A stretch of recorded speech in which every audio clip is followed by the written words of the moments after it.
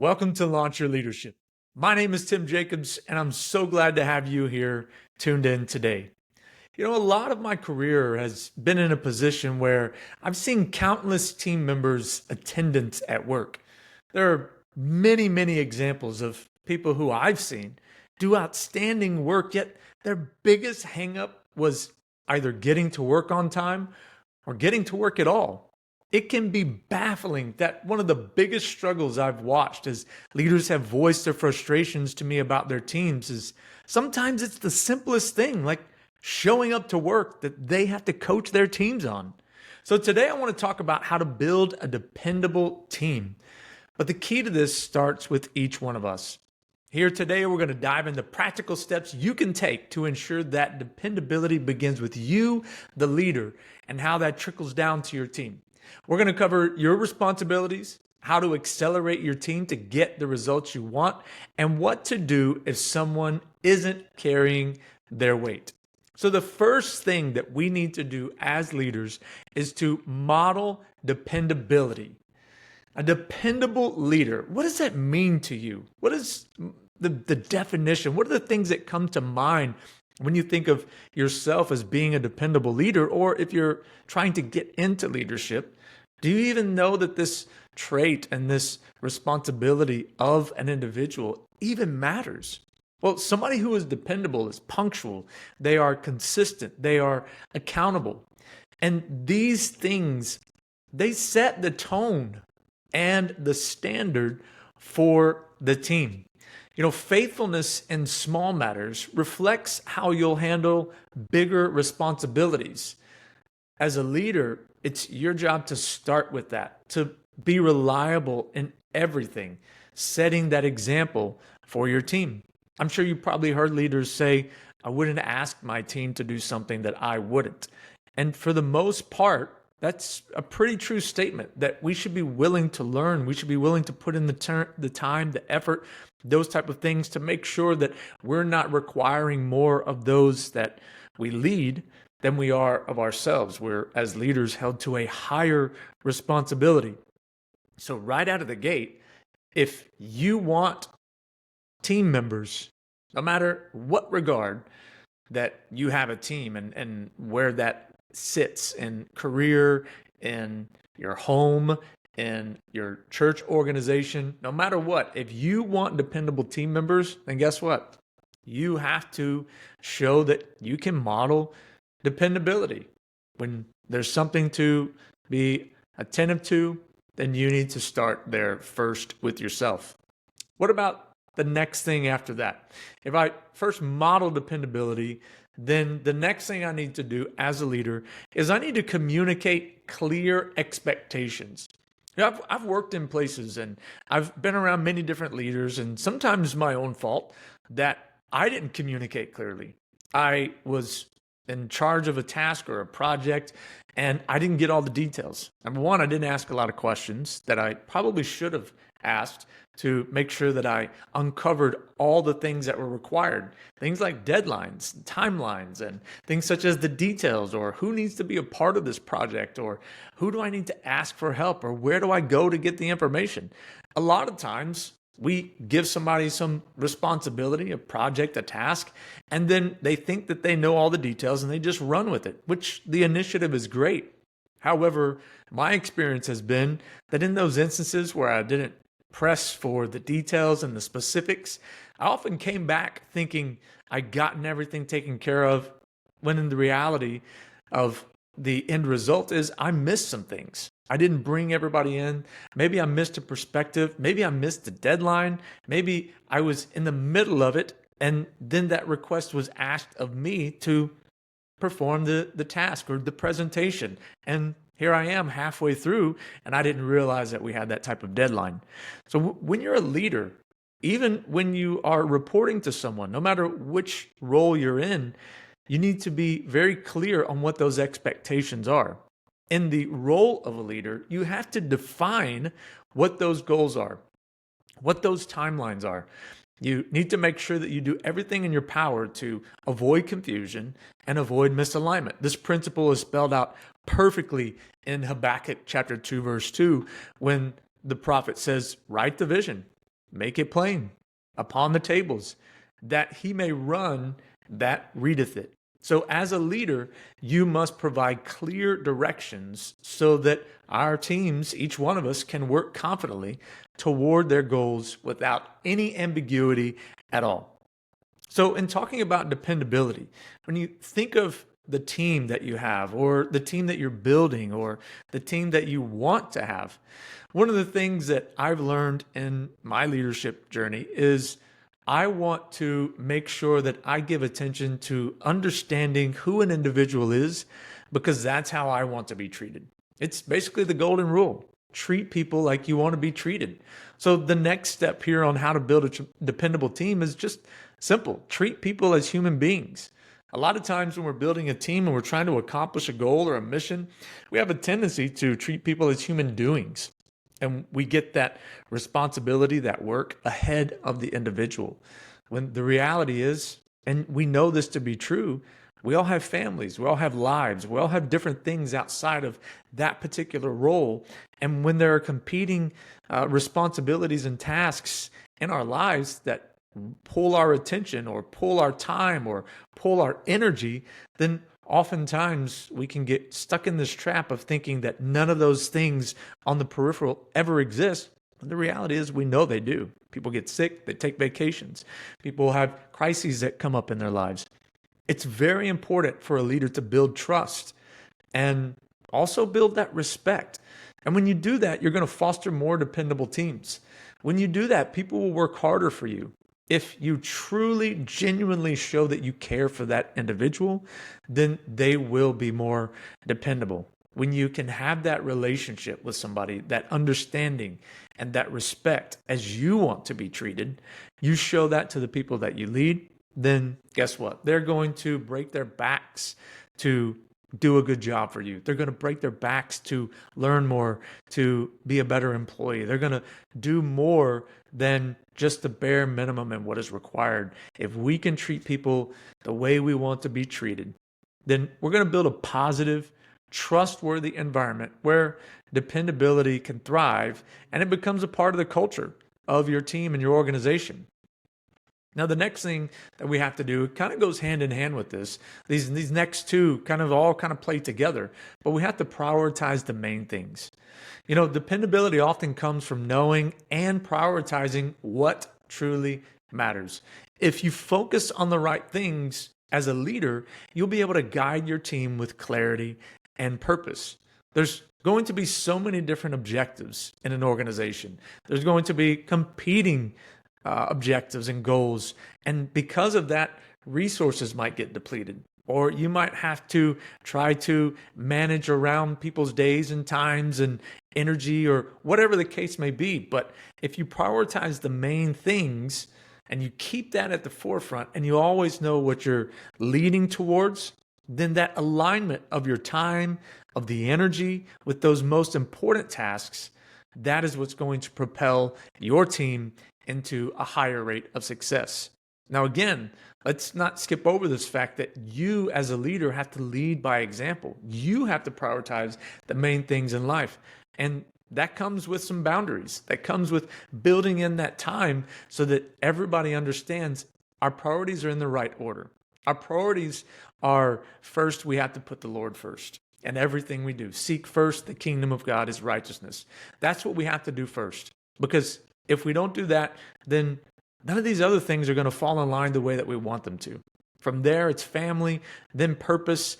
You know, when we're looking at the order of the main things in life, we have to understand that jobs will go away. People can come and people can go in different organizations and different roles and in and out of these different scenarios. But at the end of the day, there are certain things that are never going to go away. So when we put these things in their proper order and you reflect that in your behaviors and in your actions, you can guide your team with that integrity and with that clarity and focus on the main things in life. What are those things in your life? Are you making sure that those things are a priority and then you're building on top of that? Or do you have things flipped upside down and you need to get some things back in order? So the next point, again, kind of goes hand in hand with that, but build margin into your leadership. Dependable leaders create space in their lives and in their schedules for flexibility, ensuring they can respond effectively to the unexpected. If you build margin into your life, then you as a leader are better able to manage stress, lead consistently, and as a leader, you're more reliable. See, all these things start with us. Every one of these points. When it comes to building margin, you have to make sure that you put that boundary and that space inside your life so that things don't intrude into the areas that are most important.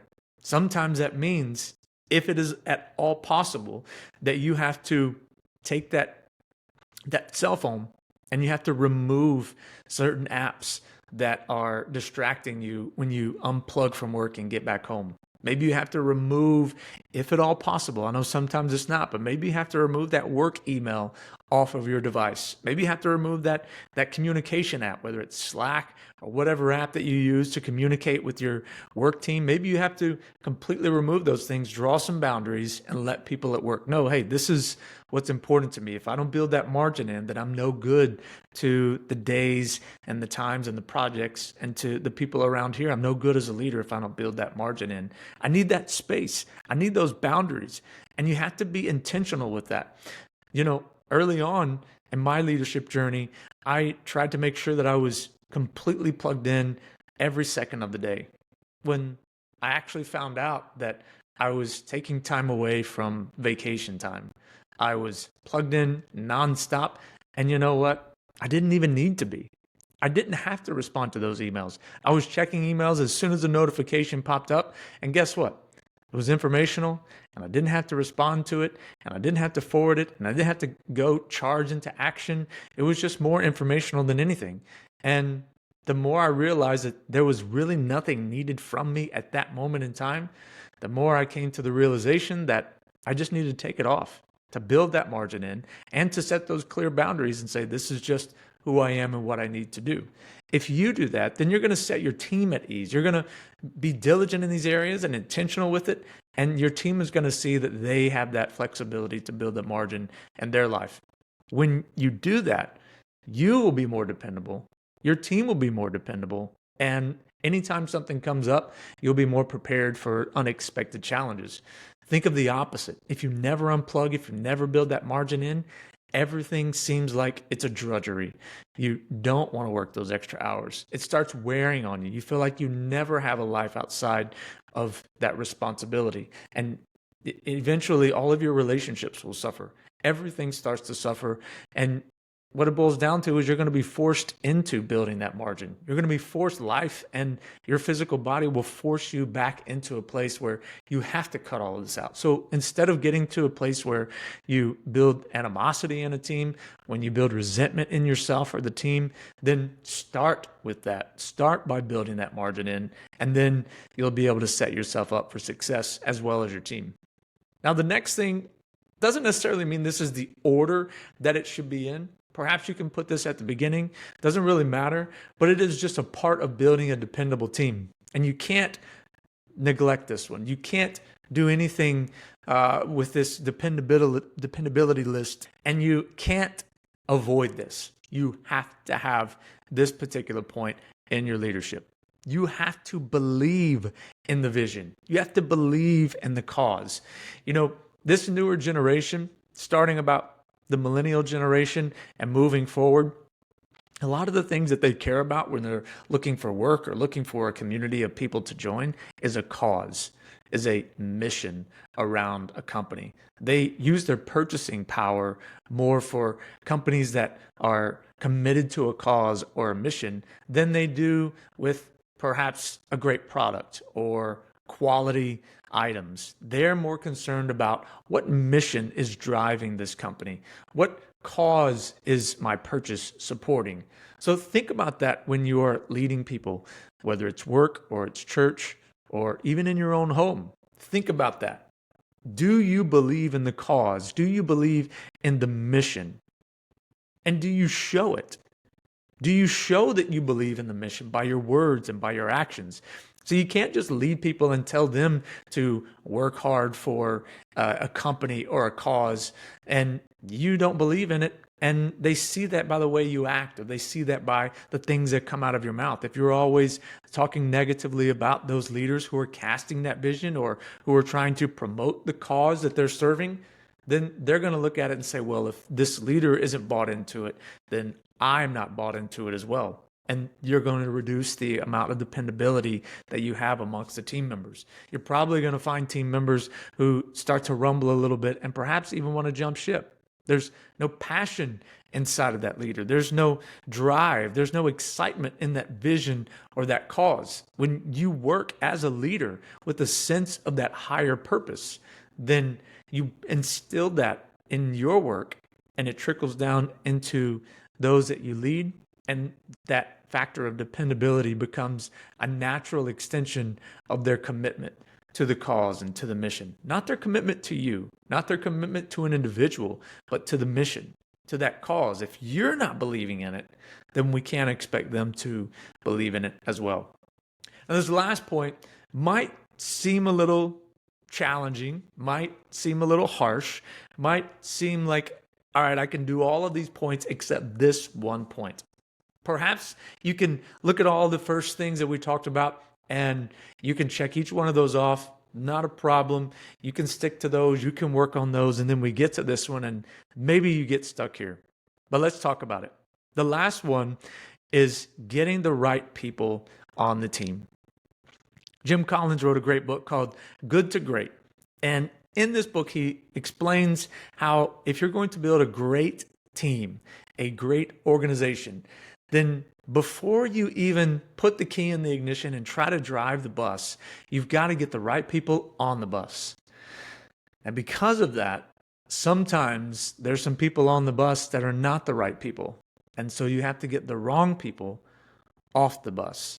So let's split this point into two different arenas. Let's talk about the company and career side of things. Let's talk about the church organizational side of things. So first, let's talk about you're working in a corporation, okay? People are getting paid to do a job. People have a list of tasks and responsibilities. They are signed up through a company, and that is a particular arena that we're going to work in from a leadership perspective. Now, in leading that particular group and in leading in that area, we need to make sure, based off of what we're trying to do, what kind of team, department, organization, what kind of skill sets do we need? Soft skills, hard skills, what kind of people do we need to accomplish this? Do we have the right people on the team? Do we have the people who can do the job? Are they qualified? Have they learned? Can they work in a cross-functional environment and collaborate with other people? As a leader, you have to determine, do I have the right people on the team? Sometimes in this arena, you have inherited a team. You didn't choose those team members. You didn't hire these people. And the previous leader may have had a particular way of leading that doesn't line up with how you want to lead, which should be the right way to lead. No, in that instance, you're going to have to do a lot of evaluations. The first thing is coach those people and to try to make sure that they are accomplishing the things that you want to accomplish. But after proper evaluation and give people a chance to make sure that they're being responsible for what they should be responsible for, if they don't work out, then you can say, look, it's okay. This is not the right fit for you. So in terms of this team, let's try to find a great fit. Maybe they need to be on a different team in the organization. It's okay. Let's try to get them there if possible. Maybe they're just a toxic individual and they're just not the right person for your team, for your organization. And for whatever reason, this is not going to work out, then it's a little bit easier to let them go. It's not easy, but it can be easier when they make those decisions for you. I've had to do that. I understand the difficulty of taking people off the team. I also understand the difficulty of leaving somebody on the team who shouldn't be there and how it impacts the rest of the group. And they're looking at you wondering, why aren't you handling this? Why aren't you taking care of this? When we're talking about that, you got to move quickly. You can't create dissension amongst the team. You can't lose influence with the rest of the team. You're going to hurt your leadership if you do so. So take care of that. Let's talk about the church organization. Now, some of these things do kind of overlap. However, when you go and you evaluate a team and you look at the people that you need to accomplish a vision or whatever department that you're referring to, then you need to understand, same thing, you could have inherited these people. Maybe you get the great ability of building your own team.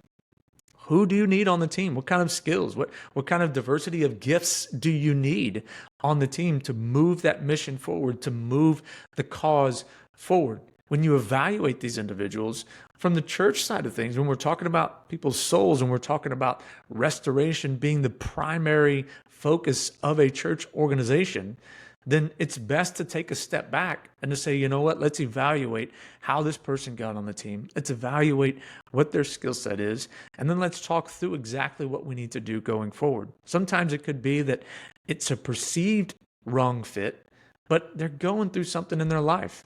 They're experiencing some crisis. They're trying to put on this strong front and face so that they don't look weak amongst the rest of the church or rest of the volunteers, because a lot of times it's volunteer work. So evaluate through private conversation exactly what's going on with that individual. And perhaps the easiest and best thing is to say, look, maybe you need to heal for a little bit.